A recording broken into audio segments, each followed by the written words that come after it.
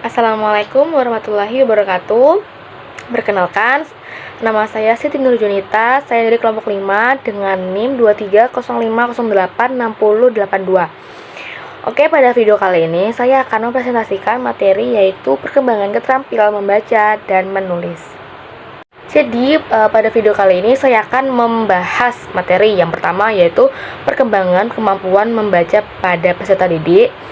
Yang kedua, metode pengembangan keterampilan membaca dan menulis yang efektif.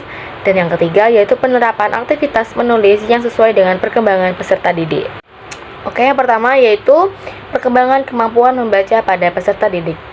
Jadi pada proses ini yaitu proses bertahapnya yang melibatkan beberapa aspek, yaitu kognitif, linguistik, dan psikologis. Oke, selanjutnya itu tahap perkembangan dalam kemampuan membaca. Jadi di sini ada 5 tahap perkembangan. Yang pertama yaitu prabaca. Jadi pada tahapan ini biasanya dimulai pada anak prasekolah. Nah, dimana pada tahapan ini anak-anak memahami konsep dasar huruf dan bunyi. Dan pada tahapan ini mereka mulai melakukan proses pengenalan gambar dan pengembangan kosakata awal. Lalu yang kedua yaitu membaca awal. Jadi tahapan ini terjadi pada anak sekolah dasar.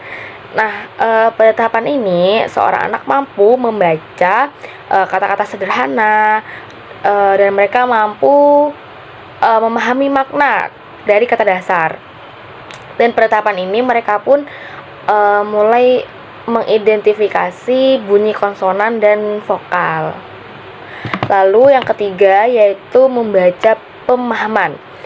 Nah, di sini biasanya terjadi pada anak sekolah dasar namun di tingkat lanjut hingga menengah.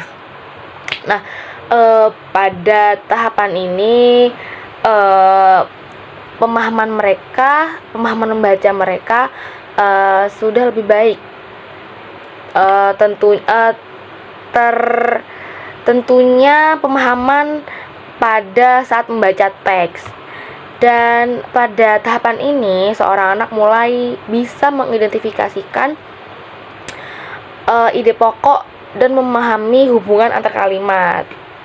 Lalu pada tahapan ini pun seorang anak mulai bisa mengaitkan informasi dari berbagai bagian teks. Lanjut yaitu tahapan yang keempat yaitu membaca kritis. Nah, tahapan ini terjadi pada anak yang sekolah menengah ke atas hingga perguruan tinggi. Jadi pada tahapan ini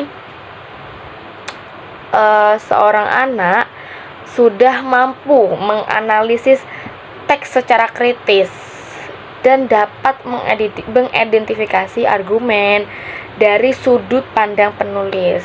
Nah, pada tahapan ini pun seorang anak yang sudah berada di menengah atas atau perguruan tinggi sudah mampu menyusun tanggapan berdasarkan pengalaman mendalam.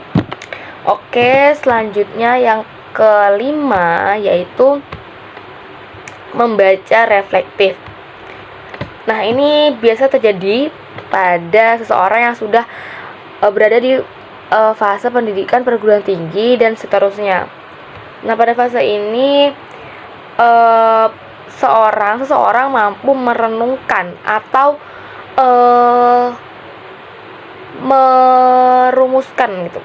merenungkan sebuah makna teks secara mendalam. Dan pada fase ini seorang juga sudah mulai bisa mengaitkan pengetahuan dengan pengalaman pribadi. Nah, pada fase ini juga seorang juga sudah bisa mengembangkan pandangan yang lebih kompleks terhadap topik yang sedang dibahas. Oke, selanjutnya yaitu metode pengembangan keterampilan membaca pada peserta didik. Jadi ada 7 metode. Yang pertama yaitu menggunakan metode membaca eja. Jadi untuk peserta didik yang masih prasekolah atau masih tahap awal, yaitu cara untuk mempermudah mereka dalam mengembangkan keterampilan membaca yaitu dengan menggunakan metode membaca eja. Jadi membaca satu persatu kata atau huruf vokal, huruf dua suku kata seperti itu. Nah, itu dapat memudahkan mereka dalam membaca sebuah kata atau mengeja sebuah kata. Lalu yang kedua yaitu menggunakan metode SAS, di mana pada metode ini seseorang peserta didik memperoleh pengetahuan kata dan kalimat. Yang ketiga itu metode pendekatan anak. Jadi metode ini adalah metode pendekatan agar komunikasi antar guru dan anak semakin dekat. Nah, fungsinya apa? Jadi fungsinya dalam pembelajaran siswa dan guru itu penting ya, hubungan yang dekat, karena itu akan membuat siswa merasa bahwa dia akan semangat belajar, karena guru yang mengajarnya itu adalah guru yang baik, guru yang udah bergaul, guru yang tidak suka marah-marah seperti itu. Lalu yang keempat yaitu metode membaca bergilir. Nah, biasanya metode ini terjadi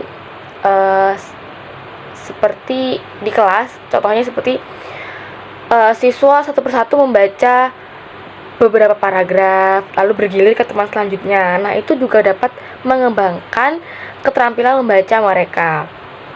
Lalu yang kelima yaitu menggunakan berbagai macam media.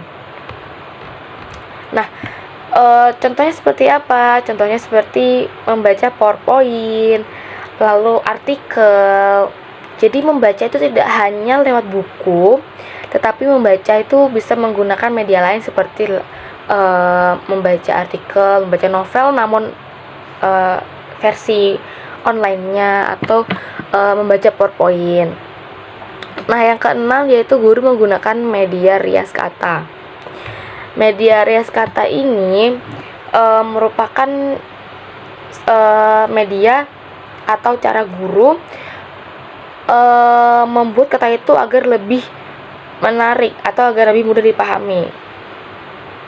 Nah, fungsinya agar siswa lancar dalam membaca. Lalu yang ketujuh yaitu memberikan jam tambahan.